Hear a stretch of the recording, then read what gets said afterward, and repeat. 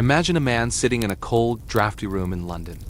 He's surrounded by piles of books. The air is thick with cheap tobacco smoke. And he's furiously scribbling away on a piece of paper. He's broke. He's got boils on his skin from the stress. He can barely afford to feed his family, and the landlord is knocking on the door for rent. To the people passing by on the street, he's just another struggling refugee who can't get his life together.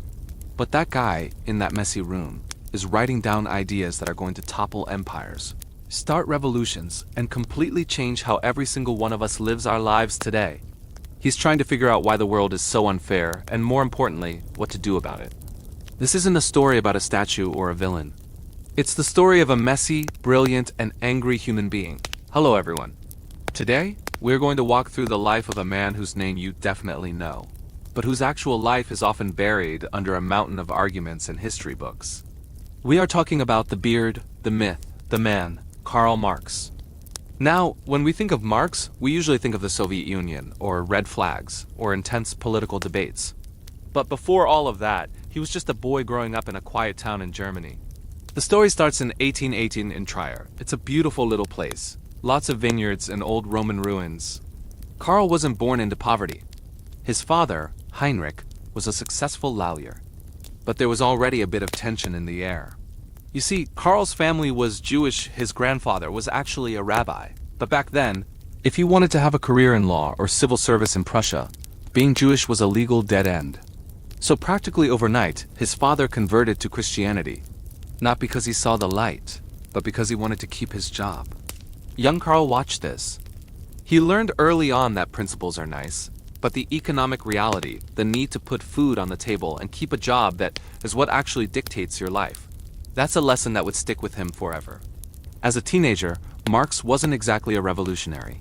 He was actually kind of a wild child. When he went off to university in Bonn, he didn't spend his time plotting the downfall of capitalism. He spent it drinking, joining poets' clubs, and getting into tavern brawls. He actually got into a duel once, a real sword fight, and got a scar above his eye to prove it. He was racking up debts, buying expensive clothes, and acting like a typical frat boy. His father was terrified. He wanted Karl to be a respectable lawyer, settle down, and make money. But Karl had too much energy for that. He transferred to the University of Berlin, and that is where everything changed. Berlin was different. The air there was heavy with ideas. He fell in with a group called the Young Hegelians. Now, I won't bore you with the dense philosophy.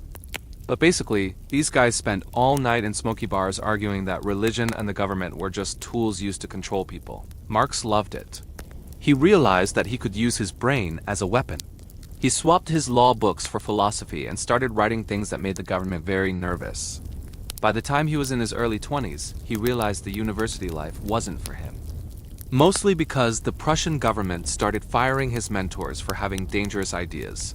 So Marx pivoted. He became a journalist. He started working for a newspaper in Cologne. And this is where the rubber met the road.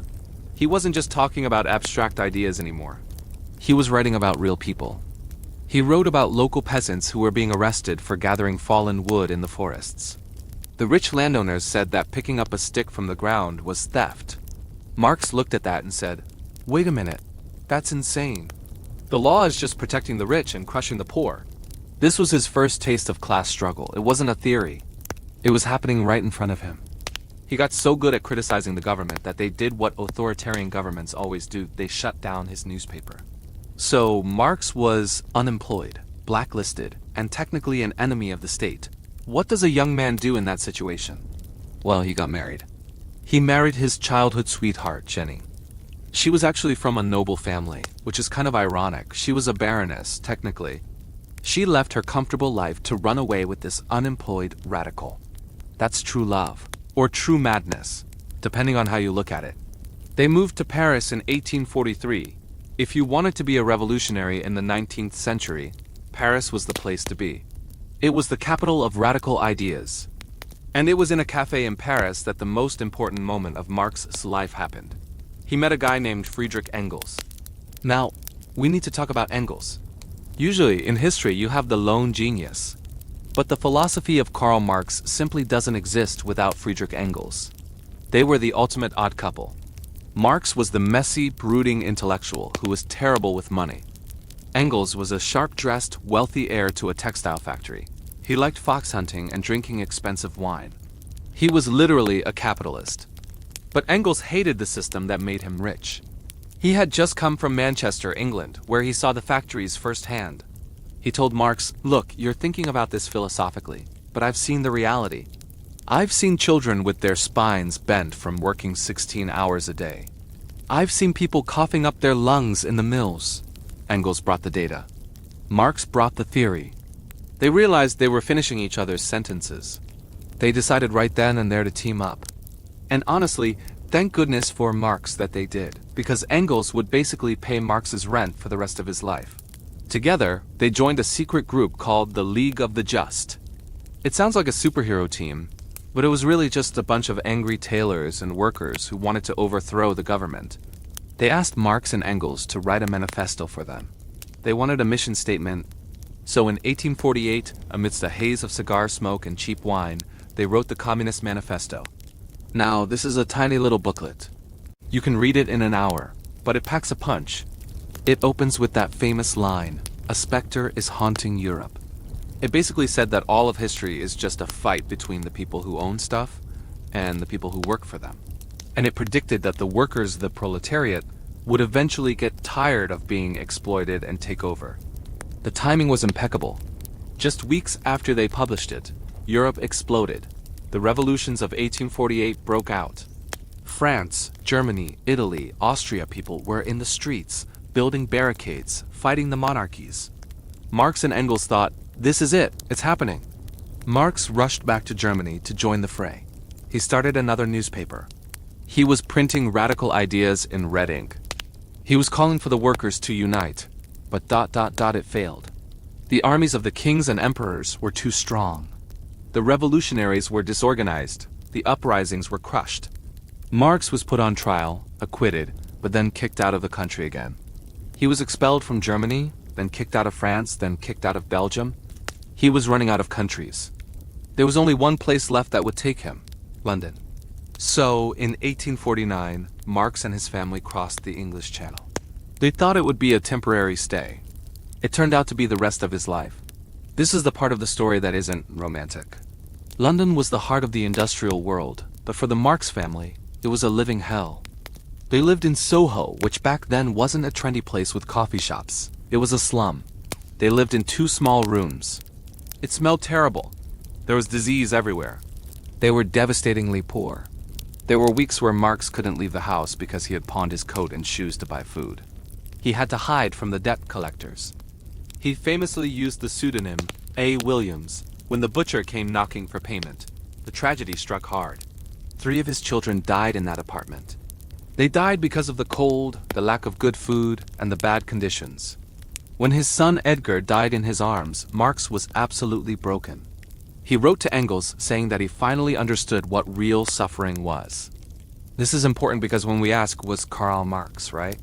Or why he was so angry at capitalism, we have to remember, he wasn't just observing it from a distance. He was living the brutality of poverty. He felt that the system had literally killed his children. But Marx did what he always did. He worked. Every day, he would walk to the British Museum. He would sit in the reading room seat. 07 was his favorite, and he would read. He read government reports on factory conditions. He read about child labor. He read economists. He wanted to understand the machine that was chewing up the world. He was trying to write his masterpiece, Das Kapital. But Marx was a perfectionist and a procrastinator. He would spend months researching the chemical composition of manure just to make a tiny point in a footnote. Engels was constantly writing him letters saying, "Karl, please, just finish the book." During this time, Marx wasn't just a writer. He was trying to be a leader. He helped found the International Workingmen's Association. It was a huge attempt to get workers from different countries to cooperate, but Marx wasn't great at making friends. He was bossy. He was sarcastic. He got into a massive feud with a Russian anarchist named Mikhail Bakunin. Bakunin was a wild guy. He liked action, riots, and chaos. Marx liked structure and theory. They hated each other. Bakunin called Marx a dictator in waiting. Marx called Bakunin an idiot. Eventually, Marx essentially broke the whole organization just to stop Bakunin from taking it over. It showed that even though he preached unity, he struggled to practice it. Finally, in 1867, after years of delays, he published the first volume of Kapital. It wasn't a bestseller. In fact, it barely sold at all at first. It was dense, heavy, and full of equations. But it was the most thorough takedown of the economic system ever written. He explained how profit comes from paying workers less than the value of what they create. He argued that capitalism is unstable, that it creates crises, booms, and busts over and over again until it destroys itself. But as he got older, the fire started to fade. His health was failing. The boils, the liver problems, the bad lungs, years of poverty, and smoking cheap cigars caught up with him. Then came the final blows. His wife, Jenny, died in 1881. It broke him. He was too sick to even go to her funeral. A year later, his eldest daughter died. Marx was a shell of himself. He spent his last months sitting in his armchair, looking out at the rain in London, unable to write, just waiting for the end. On March 14, 1883, Engels came to visit. He found Marx sitting in his chair by the fire. He had passed away peacefully in his sleep. At his funeral, there were only 11 people. 11. Can you imagine that? One of the most influential humans in history. And only 11 people showed up to say goodbye. Engels gave a speech. He said, "His name will endure through the ages, and so also will his work." At the time, it sounded like wishful thinking, but Engels was right. After Marx died, Engels spent his final years organizing Marx's messy notes into the rest of Kapital. And then, the world started to change. Parties based on Marx's ideas started winning elections. And then, in 1917, the Russian Revolution happened. Suddenly, Marx wasn't just a guy in a library anymore. His face was on gigantic banners. His words were being used to build a superpower. But here is the twist.